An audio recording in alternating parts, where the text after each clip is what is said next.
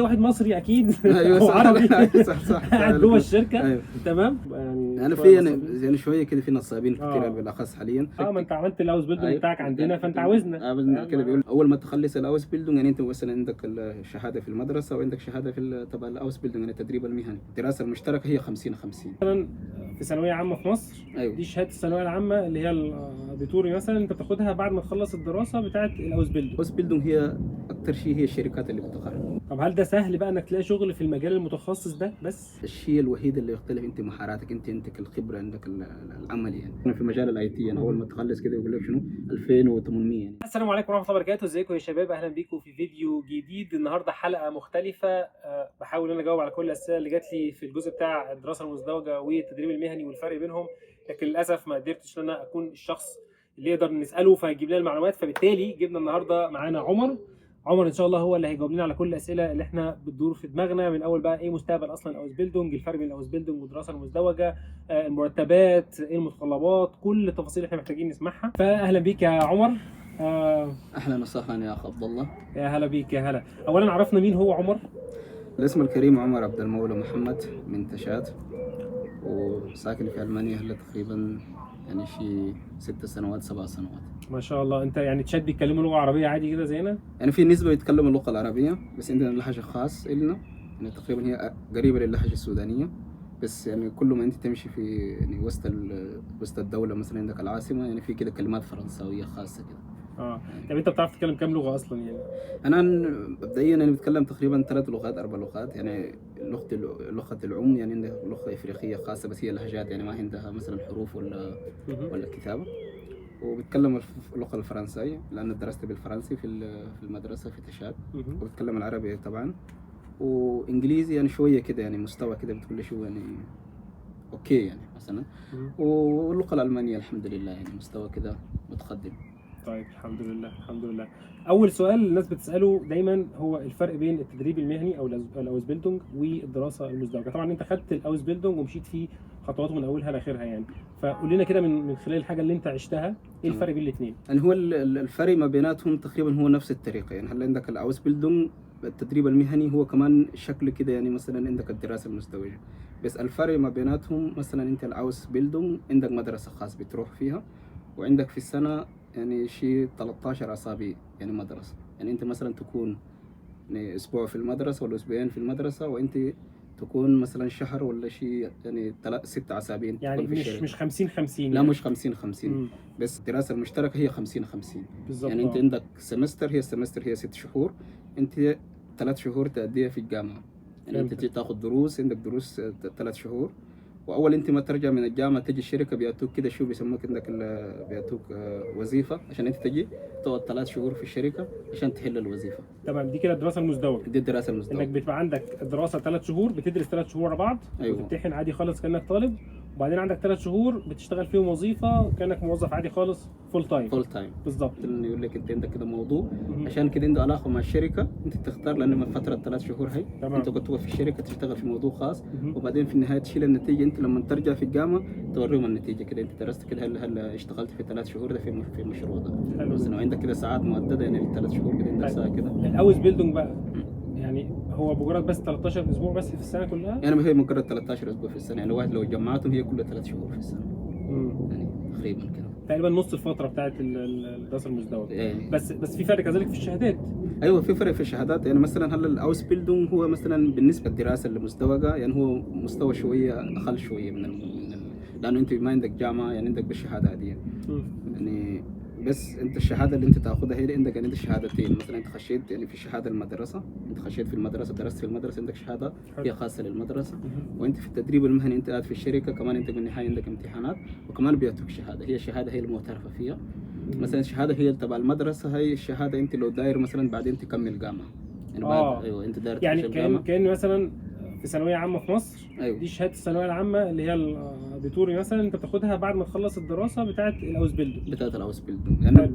بس هي يعني ممكن بالشهاده دي تكمل جامعه. يعني فيك تكمل جامعه بس في مجالك الخاص. يعني هلا مثلا عندك قلنا شنو عندك الاي تي. لا مثلا بس الاي تي مثلا الاوس بيلدونج يعني انت عندك مجال صغير حلو. يعني هلا مثلا لو شلنا قسم الاي تي، يعني لا قسم الاي تي كبير، مهم. بس يعني انت في الاوس بيلدونج عندك قسم كده، يعني مثلا انت مبرمج، يعني حلو. قسم البرمجه لحاله، تعمل اوس بيلدونج لحاله، وانت قسم يعني قسم الشبكات، مثلا انت كنت تخصص في الشبكات، انترنت وتصليح الكمبيوترات، معناته الهاردوير، حلو. يعني عندك كمان مجال خاص لها.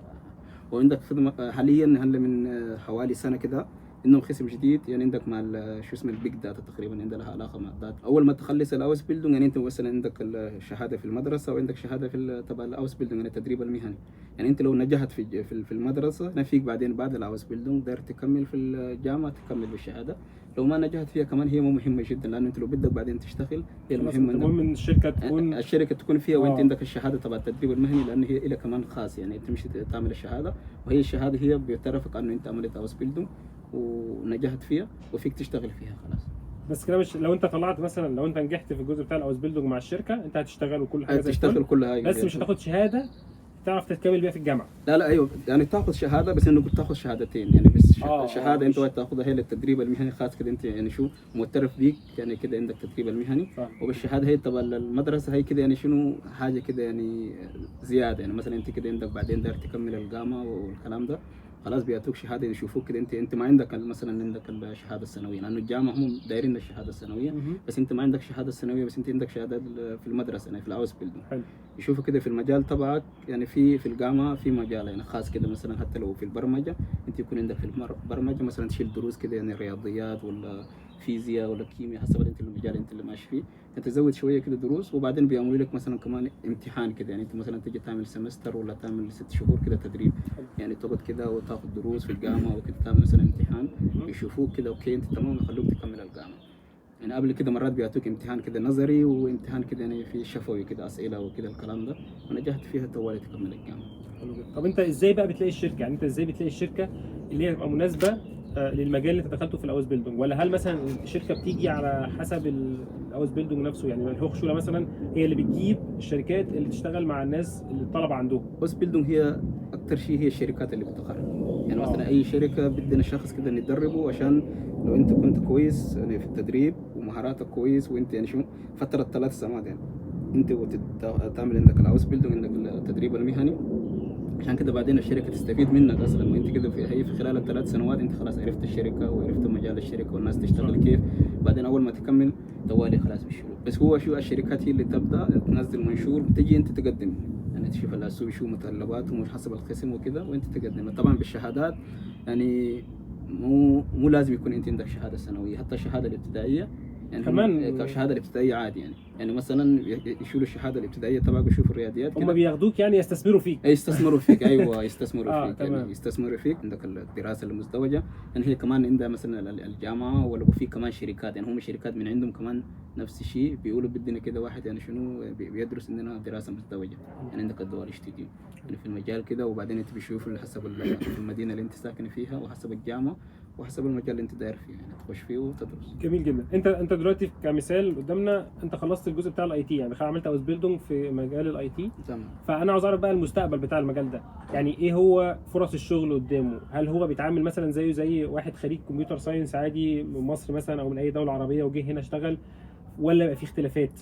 لانه طبعا في اختلافات، لانه مثل ما قلت لك في الاول، انت تدريبك كده انت شو يعني شو في مجال خاص، يعني هلا مثلا انت الواحد عنده الكمبيوتر ساينس ولا هل في الجامعه، يعني انت عندك مجالك شويه مفتوح، انت يكون عندك شنو خبره شويه في الشبكات، يكون عندك خبره في سايبر سيكيورتي، لكن ده مجال متخصص. بس انت مجالك ده متخصص من الاول، انت ماشي كده مبرمج، حلو. بس انت نازل كده من الاول مبرمج، هي برمجه وشكرا. برمجه وشكرا، والله انت نازل كده بالشبكات الهاردوير، يعني انت نازل كده شنو تنصب السيرفرات والكلام ده. طب هل ده سهل بقى انك تلاقي شغل في المجال المتخصص ده بس؟ لانه بتلاقي الشغل ما هو حسب الشركه، لانه الشركه هي شو يعني هم الشركات الالمانيه هنا بيشوفوا كده، يعني بيستثمروا ل3 سنين قدام، 4 سنين، 5 سنين قدام، يعني طبعا مثلا الراتب يفترق بين الواحد درس في الجامعه، يعني مثلا عندك شهاده البكالوريوس مثلا بيقولوا الباتشلر، ولا انت درست عندك الاوس بيلدونج. طبعا انت الاوس بيلدونج بالبدايه شنو راتبك اقل شويه من هذا الشخص اللي درس في الجامعه. الشركات هي تستثمر من الاول، يعني شيء انت بدا في مجال الاي تي مثلا في الشبكات، بدا شخص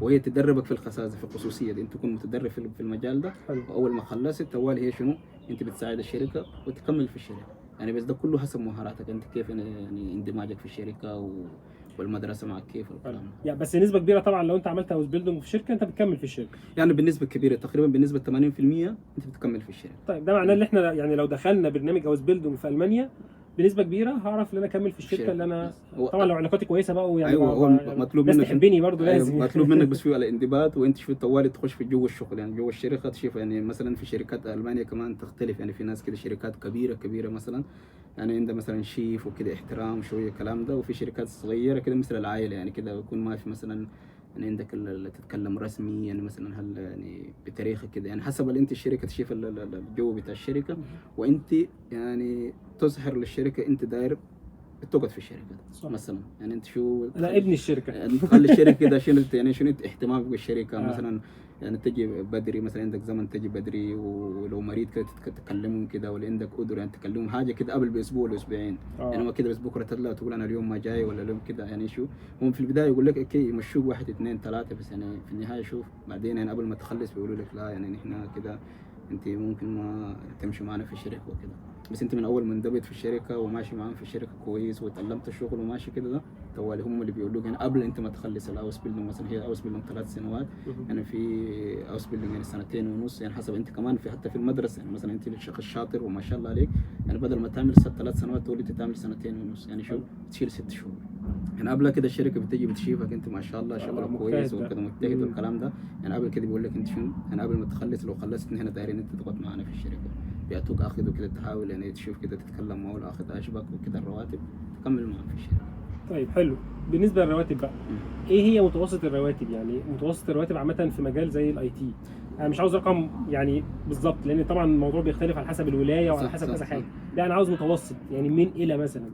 يعني هو المتوسط مثلا انت ما قلت يعني حسب الولايه وحسب المنطقه وحسب الشركه وحسب مهاراتك.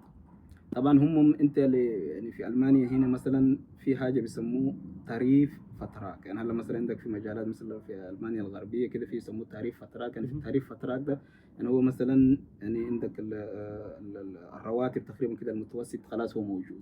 بس مثلا عندك المانيا الشرقيه كده ما في شغلات كتير كده بيسموه تعريف فتراك والناس كده ما تشتغل بالتعريف فتراك يعني مثلا انت تعرف كيف تبيع حالك يعني بالاول انت وشطارتك انت وشطارتك ايوه خلاص انت بتشوف الشركه حسب الشركه كمان يعني في شركات كبار ما شاء الله يعني عندها فلوس كتير يعني من البدايه تعطيك كده يعني تقول لك كده اول ما تبدا عندنا تخلص مثلا في مجال الاي تي يعني اول ما تخلص كده يقول لك شنو 2800 يعني انت لسه ذهبك في البدايه ده بروتو. ده بروتو يعني البروتو يعني كده راتبك اللي يعني مع الضرايب والكلام ده كله انت تبدا يعني في شركات كده هي اول تقول لك بس 3000 يعني مثلا قلنا حسب الولايه يعني انا بحكي حسب الخبره والولايه اللي ساكن فيها هي ولايه بيسموها تورينجن وهي تقع في شرق المانيا يعني هي الولايه هي شويه شو مستوى شويه ضعيف يعني مثلا بالرواتب والكلام ده تمام. بس اول ما بديت يقولوا لك كده يعني حسب 2000 وحتى في شركات يعني بيستغلوك يقولوا لك حتى 2500 في البدايه يعني بيعطوك كده رواتب يبقى معك كده حتى بعدين يعني بعد ما شالوا عندك الضرايب والكلام ده وكده 1800 يورو لو 1800 يورو يعني 1600 يورو كده بيبقى صحيح. بس انت تعرف حالك يعني انت شو اول كده تسهر لهم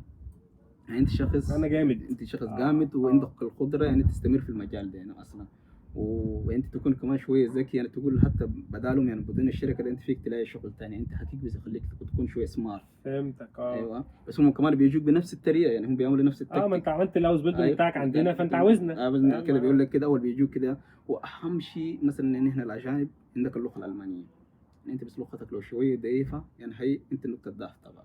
في الاول كده هم بيحسسوك كده انت ما عندك لغه كويس وعشان كده هنا يعني مو محتاجينك بس يعني عشان كده يعني نقدم لك كده فرصه يعني نعطف عليك كده يعني. بعدين يعطوك كده انت بعدين تعالى شو ترضى يعني تقول خلاص انا لغتي يعني شويه ضعيفه وكده ترضى كده بس انت شو تحاول تجيب بالعكس قبل ما هم كده يعني بيجوك بنفس الطريقه. قلت لهم والله انا اصلا اللغه الالمانيه بتاعتي كويسه انا شايفها كويسه وهحسنها مثلا خلال 2 3 هبقى معايا السي اينز. ما هي انت يعني توصفهم لغتك كويس انت في الشغل يعني انت مع الشغل كده مثلا انت يكون عندك شيف تبعك يعني انت الاوس بيلدر يكون عندك المنتور هو بيسموه الاوس بيلدر يعني هو المدرب تبعك بيعطيك التاكس والكلام ده يعني انت شنو مهاراتك يعني تخليه هو اللي يشوف المهارات اصلا يعني اول كده انت تتكلم معه كويس وحتى لو اتاك التاكس يعني ما تجيش كل مره تساله يعني مثلا كده الشغل ده كيف اعمل ده ولا اعمل كده انت خد راحتك براحتك شويه لانه انت يعني مو زيك وزي العامل العادي يعني انت اوس بيلدونج معناته التدريب يعني تاخد راحتك عندك مساله كده عندك وظيفه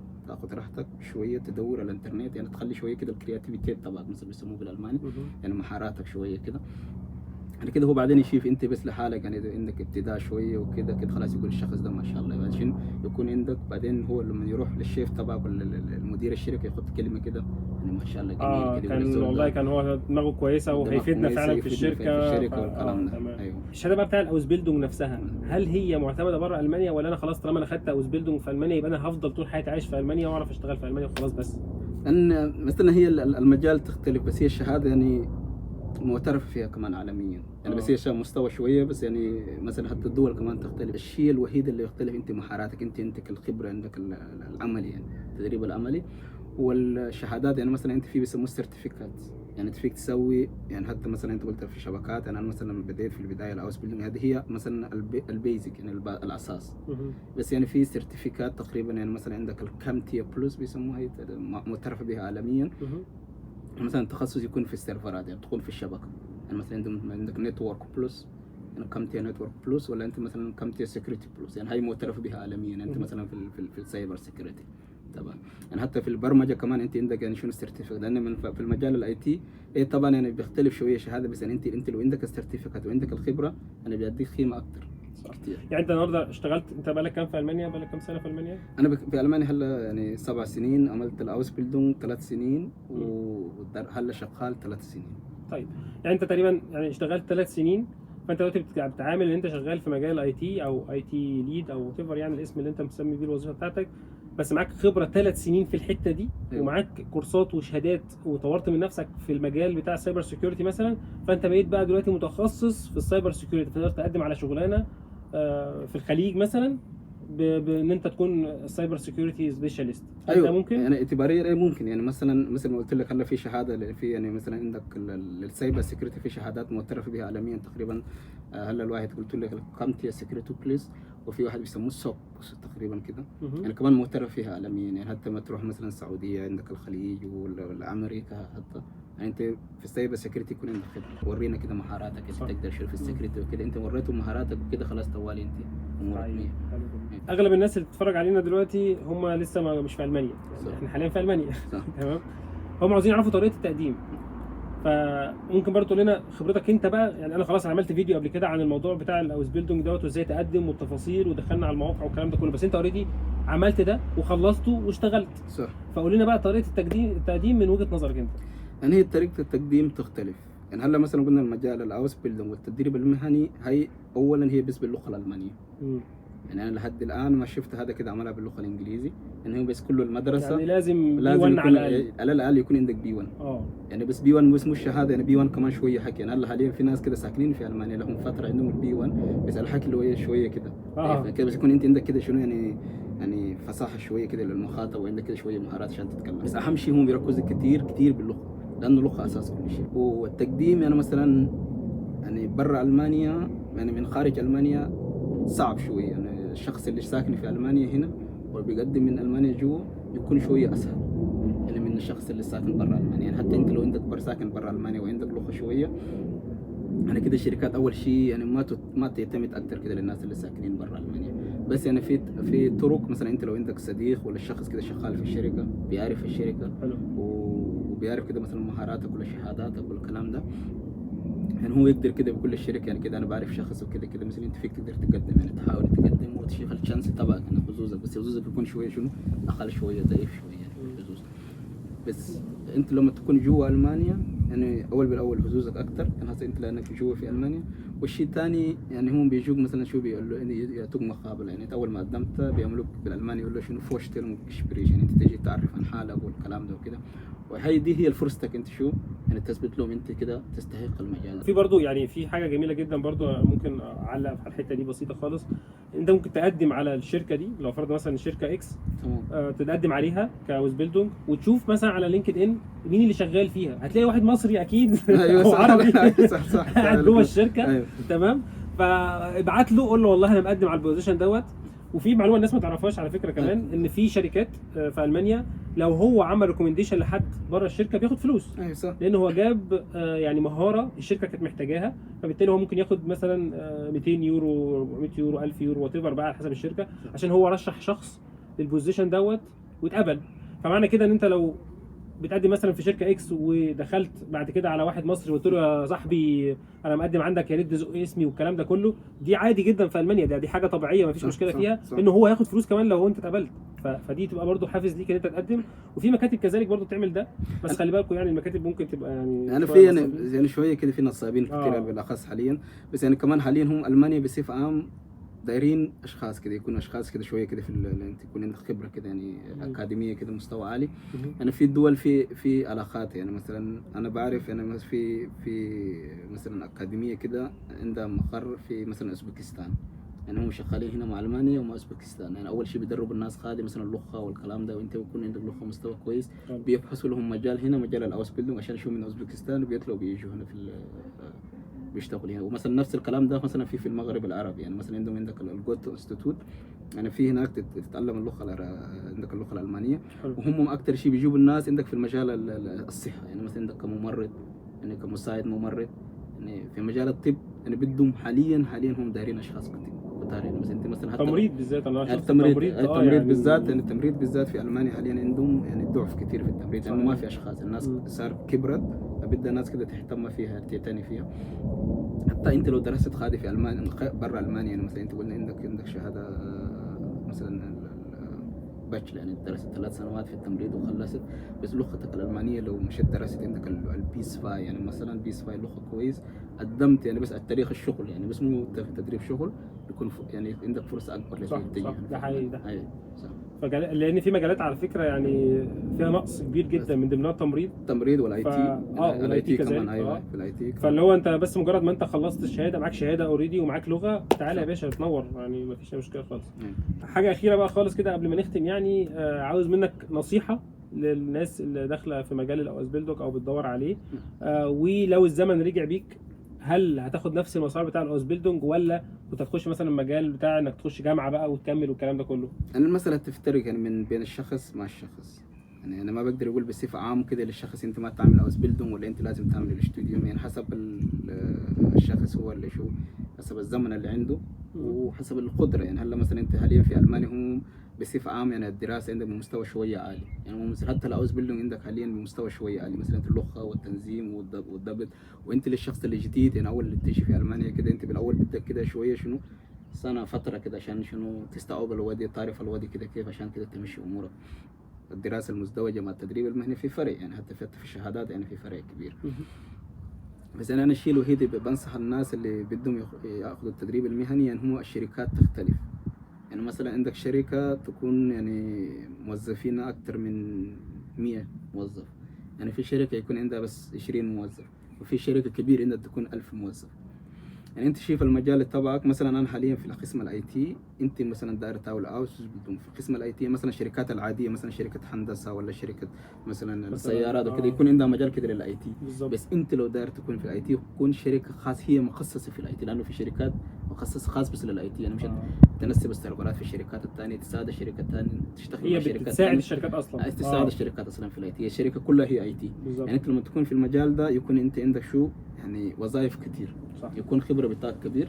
بس لما تكون في شركه مثلا صغيره، شركه سيارات وعندها في قسم الاي تي، يعني انت تكون شو يعني انت المعلومات اللي تجمعها شويه محدوده، مش هتعرف تطور من نفسك بسرعه لانه انت بس عندك شنو مثلا هم يعني مخصصين كده بدهم كده بس انت تنسب لهم الشبكه. في شغلات انت مثلا تعملها بس مره ولا مرتين، مثلا تنزل السيرفر والكلام ده تعملها بس مره ولا مرتين وخلاص، انت في عمرك كله بس قاعد كده انت والي قدام الشاشه وتراقب الشغلات وكده. بس يعني انت لما تكون في الشركه كده هي من الاساس الاي تي، مثلا انت يوميا يوم 1 2 3 يعني ممكن يجيك تاكس جديد وانت تالي برا الشركه، يعني مثلا تروح للشركات الثانيه تنصبوا عندك السيرفرات والكلام ده وتاخذ يعني الاي تي كله، يعني يكون انت عندك شو خبره اكثر.